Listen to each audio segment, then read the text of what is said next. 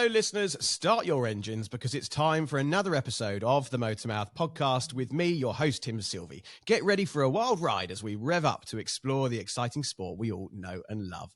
Joining me on this high-speed journey is none other than today's co-host, Harry Benjamin, who's known for his towering height and enormous feet, which are rumoured to give him an extra boost of speed when he's behind the wheel. Together, Harry and I will be your trusty pit crew as we interview one of the most interesting and well-known names from the world of motorsport. So buckle up and join us for an adrenaline-fueled ride on the MotorMouth podcast. Harry, how are you? When will you stop using ChatGPT to do your introductions to this podcast? Now you've done it once. It's so clear when it's a ChatGPT thing. I know, but it's fun, isn't it? I like it. Is it going to take over the world? That's the question. So I used it recently I'm doing the Miami Grand Prix this weekend for BBC 5 Live. And I've got my little lights out phrase. It's not lights out and away we go, but I say eyes to the lights and foot to the floor. But I was like, maybe see if ChatGPT's got one. So I asked it if it's got a phrase to start off an F1 race. It said, ladies and gentlemen, start your engines, which obviously that one's taken. So I said, come up with a never said before phrase to start an F1 race. So we're going to go with this one this weekend, see how it goes down. Let the roar of the machines awaken the adrenaline within you, for it's time to witness the grand spectacle of speed and precision that is Formula One. You're not going to use that. No, I feel like they'll be at turn 5 by the time you finish that. Yeah, but you know, ChatGPT, hit and miss sometimes. It is. It's mental. It does blow my mind slightly, and it does freak me out. There's a guy that works for Google. He's been there the last 10 years. He's a pioneer in all this sort of stuff, and he's just quit Google specifically so he can talk to people about the dangers of artificial intelligence because it's going in such a scary direction. Anyway, it's a conversation for another day. Shall I introduce today's guest? Yeah, I think so. Let's get on with it. Well, actually, ChatGPT is going to introduce today's guest, but, you know, we'll roll with it. So today we have a true champion in our midst, a driver who's faced incredible challenges on and off the track and still come out on top. We're thrilled to welcome Romain Grosjean to the show. Romain is a seasoned veteran of racing with a career that spans stints in Formula One and, of course, IndyCar. He was further thrust into the spotlight with his miraculous escape from a terrifying crash and fireball at the Bahrain Grand Prix. Not only did Romain survive the crash, but he went on to make a recovery and return to the track. He's now here to share his incredible story with us, along with his thoughts and opinions. Romain, a very warm welcome to the MotorMouth podcast. How are you? Thank you. I'm doing great. Thanks for asking. Thanks for taking the time, Romain. It's a pleasure to chat with you over the next half an hour or so. What do you make of AI? Do you think it's going to put you out of a job one day in the driving seat? Well, I think I'm lucky enough that it won't happen during my career. I'm closer to the end than the beginning, but I don't know. No, I don't think so. There's still a human being in the car, which kind of is an artist. So I think that's gonna stick. Exactly. Yeah, the robo racing thing, I just can't see catching on. It doesn't quite have the same pull as seeing a racing driver behind the wheel. Now, Romain, you were born in Switzerland, I believe. Is that where you spent your early years? And what was life like for a young Romain in the Grosjean household? Yeah, very true. So I was born in Switzerland from a Swiss dad and a French mom. So I've got 2 passports. I know I'm known as a French racing driver, but I'm as much as Swiss as I'm French. So, I can please everyone down there, which is good. And my grandfather was vice world champion of skiing. So I was starting to skiing, and that was what I was doing when I was a kid. Then there was a bit of rumor about doping mid-90s. So my dad told me that he didn't really want me to carry into skiing career. So I went to try BMX. And after a couple of concussions, my mom says that was not a good idea. So I thought, okay, let's go karting. That sounds safer. And that's how I ended up behind the wheel. That was the safer option, exactly. Well, so was that the only reason why there was no sort of motorsport history in your family? No, they weren't fans of it? My dad was a fan of racing, and he's still a lawyer, and he was working with a rally team that used to run the Lancia Delta in rallies in Europe. So I went to some rallies, and my first love was actually rally cars, and the Lancia Delta is still my dream car. I haven't got one yet, but working on it. I think a lot of people might agree with you on that one. So, Romain, the whole premise of this podcast, we talk to drivers about how they started their careers, and it's usually, you got the ranks one by one. But when did you start thinking, right, okay, I can do this for a career now? Whereabouts were you in the karting stage or junior single seaters where you were starting to think, right, this is 100% what I'm going to do? Actually, super very late. When I was in GP2, which is Formula 2. So, really? Yeah, I was still going to school. I was doing my high school. making sure that if things didn't plan out in racing, I could go to the uni. So that's I was just doing it for fun and no idea what it would bring. And then eventually, when I got to GP2 and I started winning races, I was like, yeah, if I can win races just under Formula One, maybe there's a chance I can make it. And fast forward a touch, and you won the F3 Euro Series, which secured you a testing position for Renault in 2008. And that's actually a year I was working with ING Bank, who sponsored the team at that time. And I remember what we were wearing, these disgusting bright orange trousers and white tops. It was a strange looking car as far as the livery went. But that call up must have been a very special feeling for you.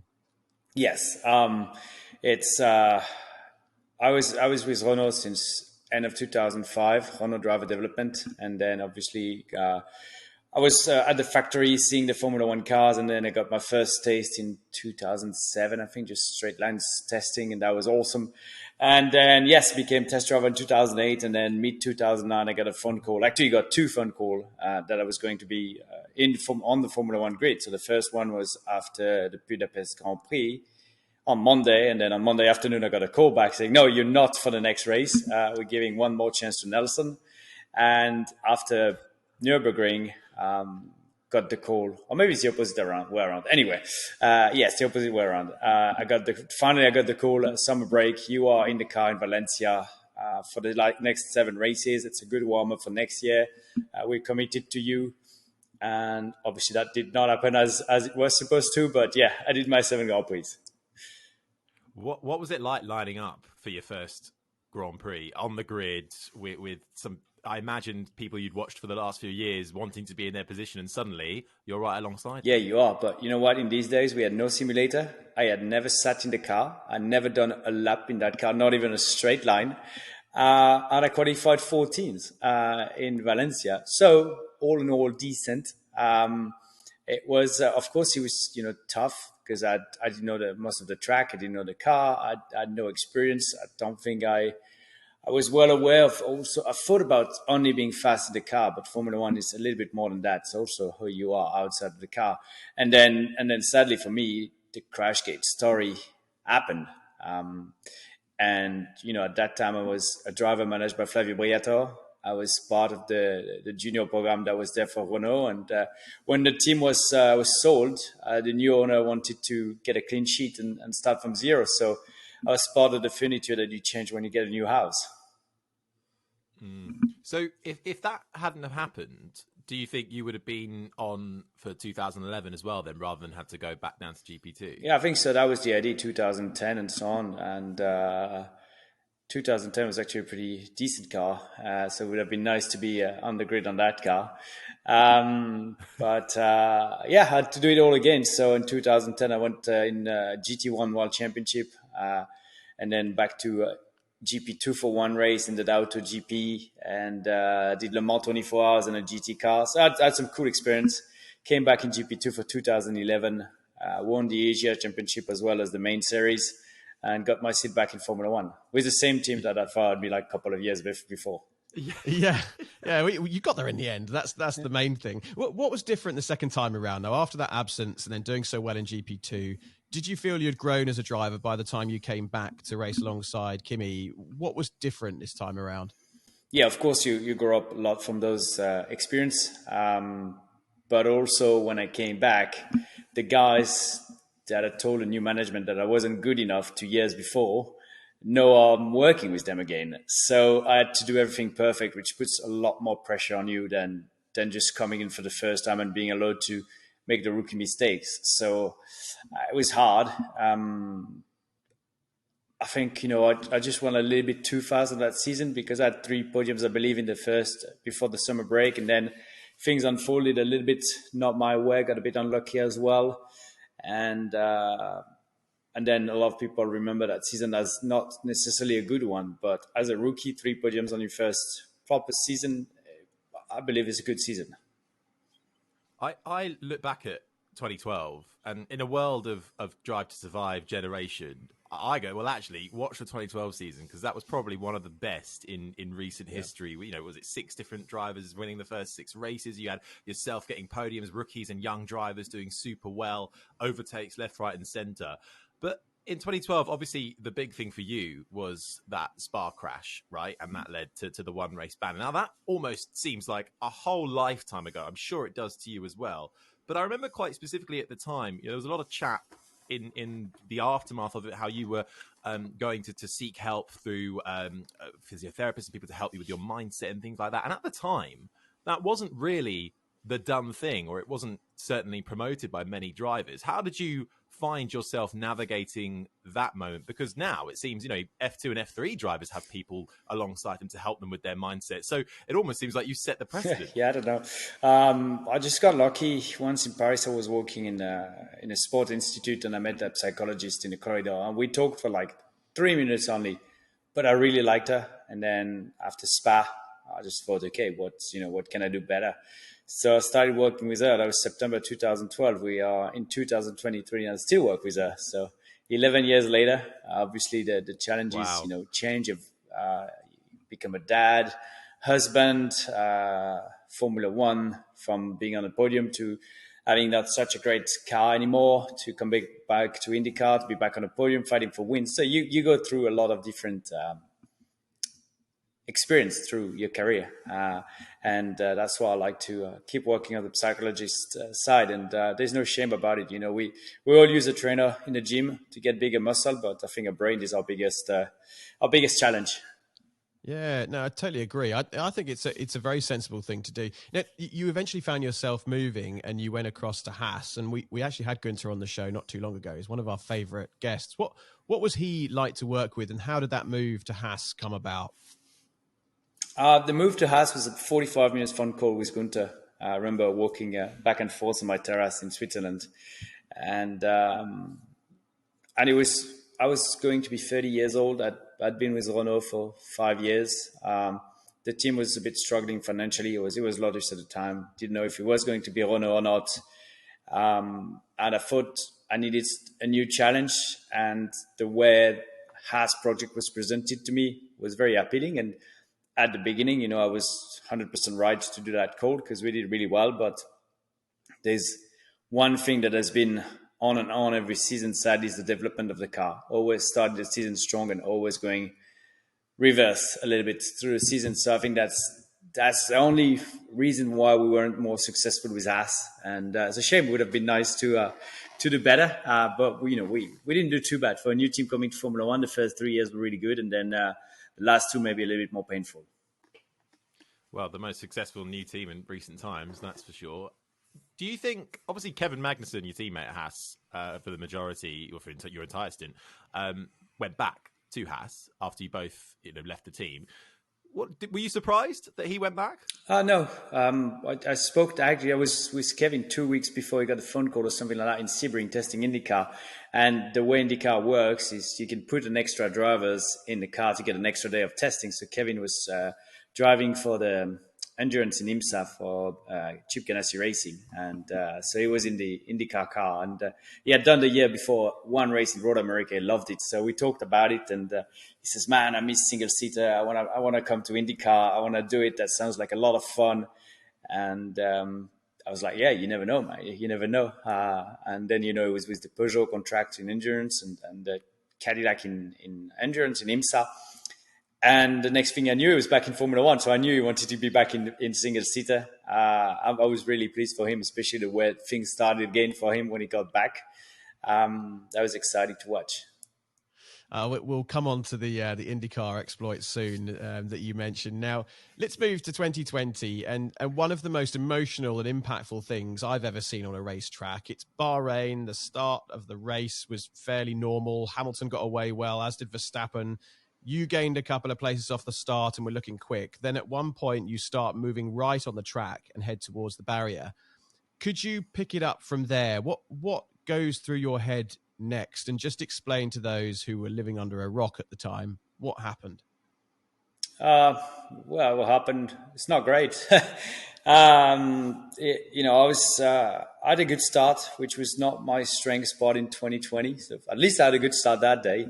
And turn one did okay, turn two okay, and then I'm on the straight going up towards turn four, I believe, and I've got a super good slipstream on the three guys in front of me, so I'm going for the inside.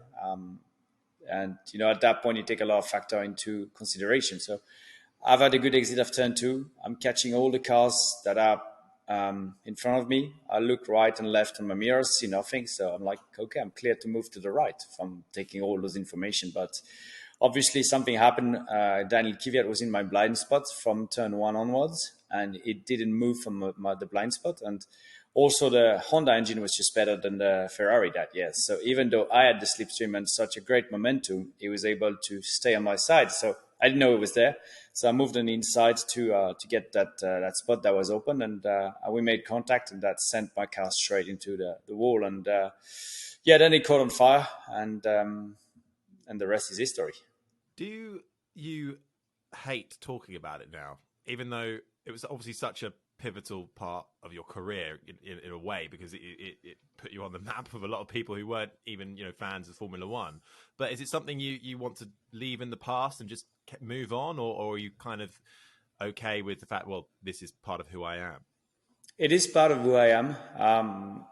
It's true that I kind of like to talk about it a little bit less now than maybe in the past, because I think I move on fast generally as a person, and for me, I'll rather talk about the podiums in IndyCar, the pole position, the racing that I'm doing right now. But I know for a lot of people, it's also a very inspiring story, and I think that's something that I was lucky enough to experience, and maybe to give something to the people that even not necessarily like motorsport, but just see that through something terrible happening to you, there is hope and light at the end of the tunnel. And I think that's not something I would ever expect from my life, being an inspiration for a lot of people. But I guess through that episode, part of my life, yes, it has happened, and I'm proud of that. But yes, it's talking about it is never that easy. But I have my scarf on my left hand every day to remind me that I'm lucky to be here, and I should enjoy rather than complain. Do you mentioned earlier about your psychologist and your sort of mind performance training and so on? How important a part did that play in your recovery? Presumably it was quite key. Yes, I think so. I mean, the crash happened on Sunday afternoon. On Tuesday evening, I was doing a session with her already, and she was like, "We're gonna take it slow," and I said, "No, we're not." I was just like, I knew you were going to say that. So we actually spent an hour doing quite an intense session, and then another one on Friday. And then people ask me, "So you have nightmares? You have flashback?" I said, "No.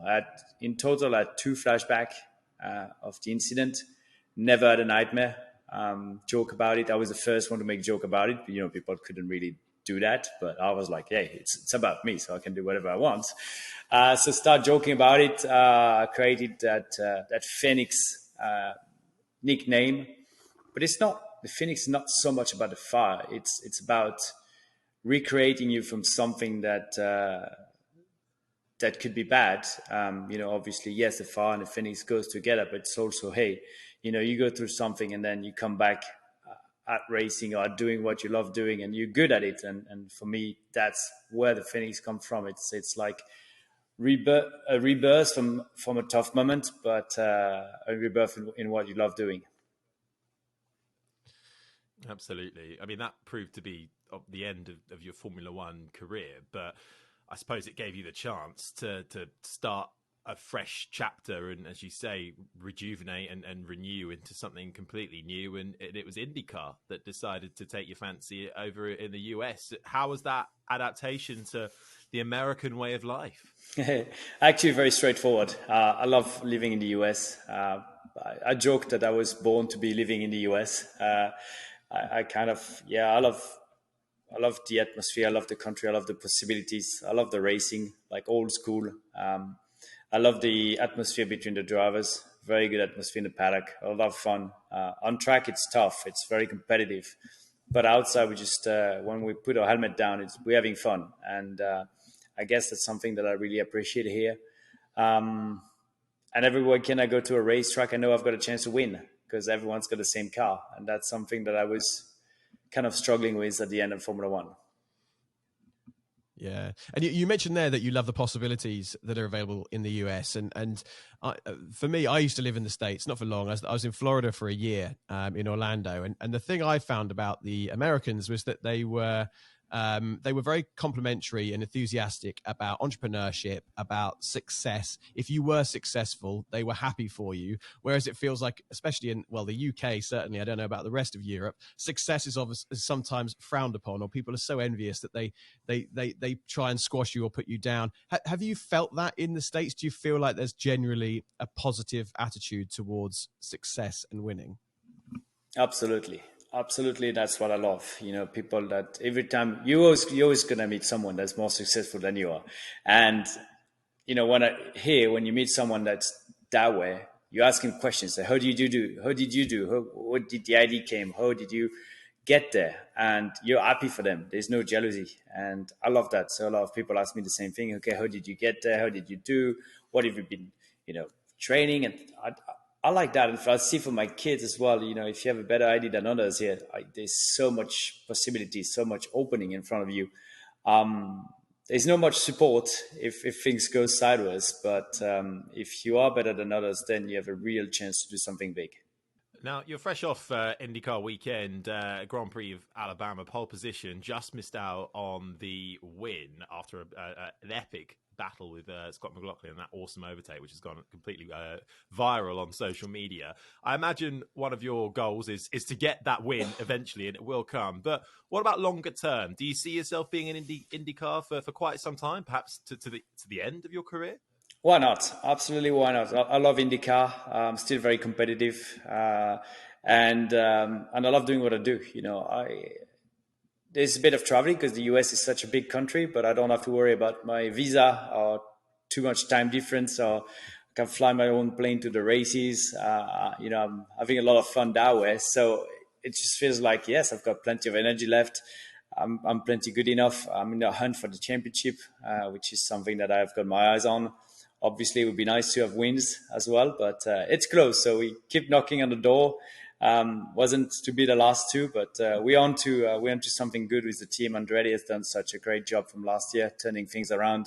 I think the drivers as well. We've definitively made progress, and we worked really well together with Colton Herta and Kyle Kirkwood, and we're getting we're having a real team spirit, a real team effort, and yeah, it's fun. As I say, for me, going every race weekend knowing that I can win the race is something pretty unique. And then you've got the 500 miles of Indianapolis. I've done Le Mans 24, I've done Monaco Grand Prix, I've done Suzuka, I've done some pretty good racing in my life. But Indy 500 is something on its own, just by the atmosphere and the fans, and just having 400,000 spectators in the same place. Yeah, it's a spectacular race. We've got to get out there, Harry. We've got to do it one day. Now, Romain, you've had the fortunate position to, like you say, have done Formula One and IndyCar. And we had Connor Daly on the show a little while ago, and we were quizzing him on the talent within the IndyCar grid. And he was quite bullish about it and said, you stick me or, one of my colleagues in a Mercedes or a Red Bull, we will win races in Formula One. Do you agree? How highly do you rate the talent in US racing? Yeah, there's definitely some very high talent and some very fast driver. I've said a few times, and I think Scott McLaughlin is probably one of the most talented driver I've ever met. I mean, bear in mind, the guy's never done open wheel. He's done V8 supercars, come in IndyCar, and season 2 is winning races, scoring pole position. That's absolutely stunning. You've got a guy like Will Power. We know how fast he is. I think Colton Herta, when he was in the Formula One car, it was not too shabby. Alex Palou at the FP1 Austin 2022, I think, was only 0.3 of Lando Norris on his first time around. So yeah, you get some really good talent, and there's from all over the world, not only from America, but I believe there's more driver nationalities in IndyCar than there is in Formula One. Yeah, it seems like a more diverse grid, that's for sure. And I think IndyCar is becoming, speaking from a UK perspective, it's becoming even more and more popular year on year. We love watching it. Talk of F1 though, I don't want to go back to it, but weren't you going to get a Mercedes test at some point? Is that going to happen? Are you going to get a fond farewell? No, it's 100% on me. It's 100% my fault, not finding time to to come back to Europe. Really, we had it all planned for 2021, and then something like COVID happened and changed the rules, so it did not happen. And then we wanted to do it in Silverstone at the end of 21, and then the track was not available. And then in 2022, I just moved in the US with my family. I was full on with the team, with the sponsorship and the appearances, right? That you do. So it's really been my fault. Every time I see Toto, he says, we've got to do that test. But right now, you know what? I kind of keep it in my pocket for maybe in 5, 6, 7 years to see how Formula One is evolved in the next 10 years and have a go when I'm a bit older, just to a farewell to my career. Yeah, that would be amazing. There's a lot of talk, we just come off the Baku weekend and everyone complaining it was a bit lackluster. Now you're outside of Formula One, and IndyCar seems so entertaining and it's brilliant from a sporting perspective as well. What do you think Formula One needs to do to be better? Does it need tweaking all these aerodynamics and power unit rules? Do we need sprint races? What would you do? I don't know. I don't like the sprint races. I'm going to be honest. It's not my cup of tea. I don't think it's the right direction. Yes, I was expecting better from Baku. I watched the race from Alabama, and it's pretty boring. Why? They tried everything. I think the cost cap has been definitely one of the best things of the last few years or decades. But still, we've got one team dominating everything, and same team that was dominating early 2010. So they seems to be doing great in the early decades. Now, you're living in the States. You're in Miami. It's now home to one of 3 races in terms of Formula One. Can you feel the surge of popularity of Formula One in the States? Or because over here we talk a lot about it, and you've got Vegas coming online, we've got Miami, and we've got COTA, and everything's great, and the Formula One's doing brilliantly in the US. Outside of personal views about the state of Formula One, is it getting that traction in the States now that we all think it is over here? Yes, it's definitely grown a lot thanks to the TV show. That made a lot of new fan, and I guess it just allowed people to understand the entertainment behind it. I think the sport in the US is very much about entertainment and fan access. So that's the only thing that that Formula One needs to be careful from my perspective is the fan access. Vegas, you're looking at suites at $1 million for a few people. It's a bit crazy, right? And then they get no chance to go and see the car from close. So I think that's the only kind of thing that's a bit different from the sports here. You go to NBA game, at the end the game is finished, you can go on the floor and try to hit a few nets, and the fans are really in the center. In IndyCar, you're on the grid and it's hard to find your car because you've got all the fans on the grid and you don't even know where your car is after the parade, and they're the center of it, which is the beauty of it. So absolutely, it's growing. But yeah, just that would be my only point of worry. Now, before we come on to our final 3 questions, which we ask all of our guests, and they throw up various answers, I'm curious to know from you, outside of motorsport, being a family man and so on, do you have any other talents? What are you good at that the public might not know about? Yeah. I don't know. I think I'm an okay chef. I love cooking. So that's been something I've been doing for a long time. And, I'm okay at tennis as well. I love playing tennis. Do you have a signature dish? Man, we're French. We eat everything. Yeah. Fair enough. Yeah, that's true. Everything alive, like snails, oysters, all that nasty stuff. Yeah, beautiful. No, terrible. Now, listen, time for our final 3, which are brought to us this week by our partners at WTF1Talent.com. Head to WTF1Talent.com if you are a budding F1 content creator and interested to hear how you can supercharge your career. Harry, do you want to kick off with the first of the final 3 this week? Yeah, Roman, what has got you excited at the moment? Learning how to play golf. Oh, yeah. So am I, tough to be sport. fair. How are you finding it? Frustrating. Yeah. At least you've got. I think I need to get a mental coach because the amount of times I want to fling a club across or at somebody, I need to calm down. I'm good at throwing balls at people without no intention, but they seem to be attracted by people. Yeah. It's a great sport, but very, very frustrating. The second one for you, how much of your success do you put down to luck and right place, right time? And how much do you put down to sheer hard work? You know what? If we look at my career, I don't think right place, right time is the thing that would characterize me. So I'll put more on hard work and never giving up. Yeah, that's fair enough. Final question for you, Romain. What are you scared of? Snakes. And there's too many of them in Florida. Oh my God, of course. Yeah, you wouldn't get them so much in Europe, would you? But the States is a whole nother kettle of fish. Jesus. Absolutely not. I agree. Romain, thank you so much for joining us on the show this week. It's a privilege to talk to you and fascinating to hear your views and obviously about your incident. And I hope the recovery continues to go as well as it has so far. Best of luck with the rest of the IndyCar season, and hopefully we'll see you trackside soon. All the best. Thank you. Thank you.